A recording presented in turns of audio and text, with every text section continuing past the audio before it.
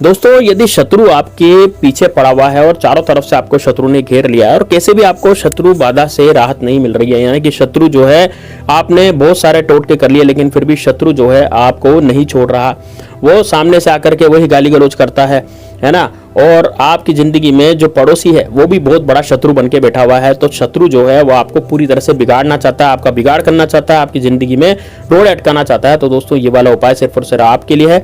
तो दोस्तों एक लौंग और एक मुट्ठी चावल, ठीक है, अपनी हथेली पर चावल और एक लौंग रख करके आपको यह मंत्र बोलना है और यह मंत्र बोल करके आपको यहाँ पर फेंक देना है। बस ये समझ लाइए आपका जो शत्रु है वो पूरी तरह से बर्बाद हो जाएंगे। जितने भी शत्रु आपके हैं जो आपके पीछे पड़े हुए सारे निस्तेनाबूद हो जाएंगे, सबकी शक्तियां खत्म हो जाएगी। एक भी शत्रु आपका ऐसा नहीं बचेगा कि भाई वो आपके ऊपर कुछ किया करा करवा सके। तो दोस्तों यदि आप समस्त शत्रुओं का नाश करना चाहते हैं तो ये वाला उपाय सिर्फ आपके लिए है, इसलिए वीडियो को ध्यान से देखना और लंबे समय तक इस वीडियो को देखना, यानी कि लॉन्ग टाइम तक वीडियो को देखना। मैं बहुत छोटा वीडियो बनाता हूँ लेकिन पूरा उपाय उसमें होता है।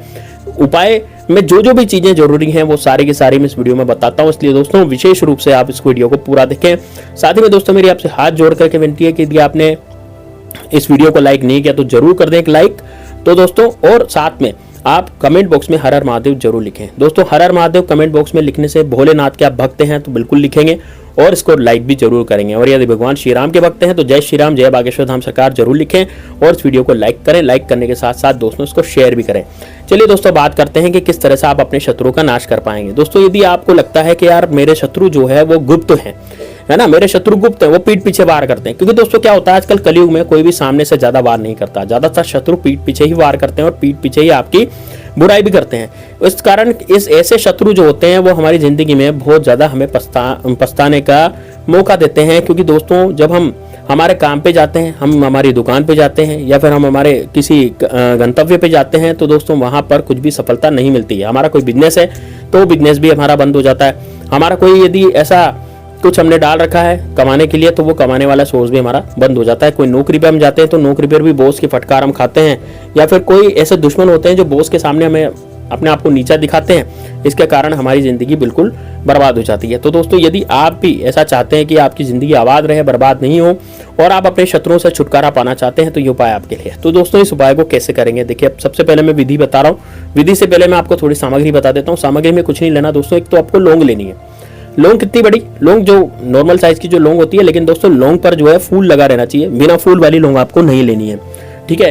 पूरी जो फूल वाली पीछे जो बीट वाली लौंग होती है ना वही पूरी लौंग मानी जाती है। यदि आप उसका बीट तोड़ देते हैं तो उस लौंग की शक्ति जो उस बीट में रहती है तो खत्म हो जाती है। इस कारण से जो लौंग लें वो पूरी लें और पूरी लौंग लेकर के आप बैठे। उसके बाद दोस्तों आपको चावल लेना है। अब चावल कौन से होने चाहिए, अखंडे चावल, यानी कि टूटे फूटे चावल नहीं होने चाहिए। कई बार क्या होते हैं लोग है ना टूटे फूटे चावल इस्तेमाल करते हैं, है ना, वो पूरे आखे के आखे चावल आपको इस्तेमाल करने हैं, पूरे चावल। ऐसे नहीं है कि उसमें कट्टे वट्टे चावल हो, ऐसे नहीं लेने आपको, ठीक है। तो कितने लेने भाई चावल, तो चावल आपकी हथेली पर आ जाए, सामने आपको दिख रही है ना हथेली, इस तरीके से आपको लेने, तो ये चावल जो है आपकी हथेली पे आ जाए, इतने चावल आपको लेने हैं, ठीक है। अब आपको ये उपाय सीधे हथेली से करना है, सीधे हाथ की हथेली से करना है, ठीक है। तो सीधे हाथ की हथेली से करके अब उपाय कैसे करना है पूरा ध्यान से सुनिएगा। एक मंत्र ही बताऊंगा, वो मंत्र आपको बोलना है, ठीक है ना। तो आप क्या करेंगे, एकांत कमरे में बैठ जाएंगे ऐसी जगह पर जहां पर आपको कोई डिस्टर्ब ना करे, क्योंकि परिवारजनों को तो पता हो आप उपाय कर रहे हैं, लेकिन ऐसी जगह पर बैठना है जहां पर परिवार के जन आपको डिस्टर्ब ना कर सके। क्योंकि उपाय करते समय यदि आपको वो डिस्टर्ब करता है तो फिर वो उपाय आपका सफल नहीं होता, उसमें अड़चने आ जाती है और अड़चने आने के कारण फिर आपको दिक्कत पैदा हो जाती है। इस कारण से आपको ऐसी जगह बैठना है जहां पर आपको कोई डिस्टर्ब ना करे। तो दोस्तों देखिए सबसे पहले आपको करना क्या है, अपनी हथेली पर आपको चावल लेने हैं। कितने चावल लेने हैं तो मैं आपको बता रहा हूँ ना, उतने ही चावल आपको लेने हैं, ये सामने आपको दिख रहे हैं। और आपको लेनी है एक लौंग, ठीक है। दक्षिण दिशा की तरफ मुंह करके आपको बैठना है। आप चाहें तो टेबल कुर्सी पे भी बैठ सकते हैं, आप चाहें किधर मतलब जैसे पलंग वगैरह पे भी बैठ सकते हैं, सोफा सेट पे कहीं भी बैठ सकते हैं, नीचे जमीन पे भी बैठ सकते हैं, ठीक है। ऐसा नहीं है कि भाई जमीन पे ही बैठना है इसमें, है ना, और जमीन पे भी आसन लगा के बैठिएगा। देखिए दोस्तों अब दक्षिण दिशा में आपका मुख होना इसलिए जरूरी है क्योंकि आप शत्रु का नाश करना चाहते हैं, आप शत्रु को बर्बाद करना चाहते हैं, है ना। आप चाहते हैं यार मेरा शत्रु हमेशा के लिए पीछे छूट जाए और मेरा रास्ता छोड़ दे, यही चाहते हैं आप। तो इस वजह से आपको दक्षिण दिशा की तरफ मुंह करके बैठना होगा। अब दक्षिण दिशा की तरफ मुंह करके बैठने के बाद अब आप क्या करेंगे, आपको ये जो चावल और लौंग या आपने लिए हथेली में, दाई हथेली में, इसको थोड़ा सा आपको आंखें बंद करके और अपने शत्रु का ध्यान करना पड़ेगा। तो आंखें बंद करके शत्रु का ध्यान करेंगे तो जो भी शत्रु आपसे लड़ाई झगड़े करता है तो उसका मुखौटा यानी उसका मुंह आपके जहन में, आपके दिमाग में आ जाना चाहिए। पहली बात तो यह है।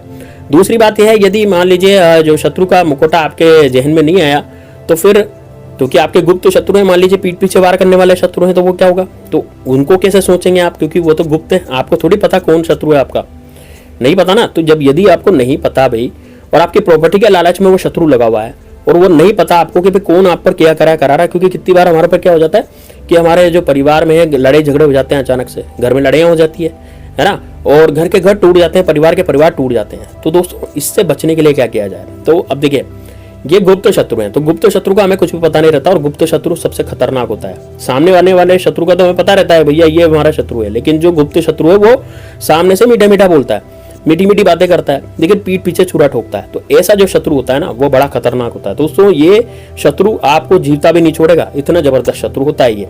तो आप क्या करें, आप सबसे पहले ये चावल और एक लौंग को हथेली में लेकर के आप उन बुरी घटनाओं को याद करें जो आपके साथ बीती है ना। तो कौन सी बुरी घटना है, जैसे 1 महीने पहले कुछ हो गया होगा, 2 महीने पहले कुछ आपके साथ हुआ होगा जो नहीं होना चाहिए था, ऐसी घटना जो आपके साथ नहीं होनी चाहिए थी फिर भी हो गई, तो उनको आपको ध्यान करना। अब उनको ध्यान करके आपको यह मंत्र पढ़ना है। मंत्र कौन सा है दोस्तों, मंत्र है नाशिनी अमुक भैरवाय क्री क्री फट स्वाहा। नाशिनी अमुक भैरवाय क्री क्री फट स्वाहा।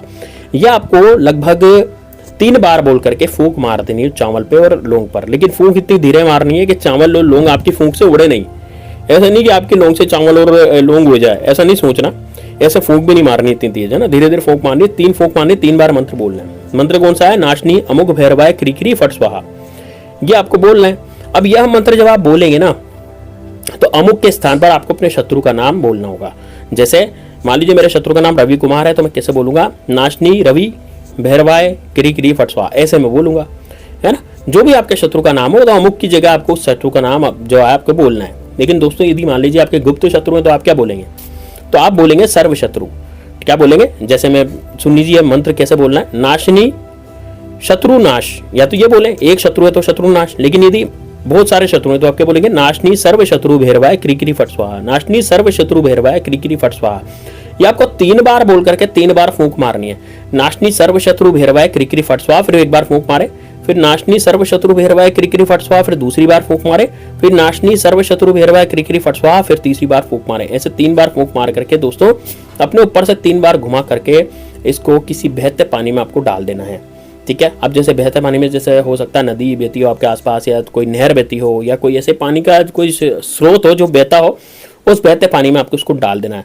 दोस्तों मैंने जो दिन बताए हैं ना, उनमें से किसी भी दिन ये आपने उपाय कर लिया ना, सोमवार, मैंने क्या दिन बताए थे, मैंने शुक्रवार बताया था, मैंने आपको शनिवार, रविवार और मंगलवार, ये 4 दिन बताए थे। 4 दिन में से कोई भी दिन आप इसको डाल दें पानी के अंदर फूंक मार करके, आपका शत्रु किसी लायक नहीं रहेगा दोस्तों। आपका जो शत्रु है पूरी तरह से बर्बाद हो जाएगा, या जितने भी शत्रु हैं, है ना। आप मान लीजिए सर्व शत्रु के नाम से ये उपाय करते हैं तो आपके सारे शत्रु जो है वो खत्म हो जाएंगे। आपकी जिंदगी में शत्रु अब कुछ भी आपका कुछ भी बिगाड़ा नहीं कर पाएगा, कुछ भी नहीं बिगाड़ पाएगा। तो दोस्तों ये उपाय जरूर कीजिएगा। मिलते हैं नेक्स्ट वीडियो में, तब तक के लिए जय श्री राम, जय बागेश्वर धाम सरकार, हर हर महादेव।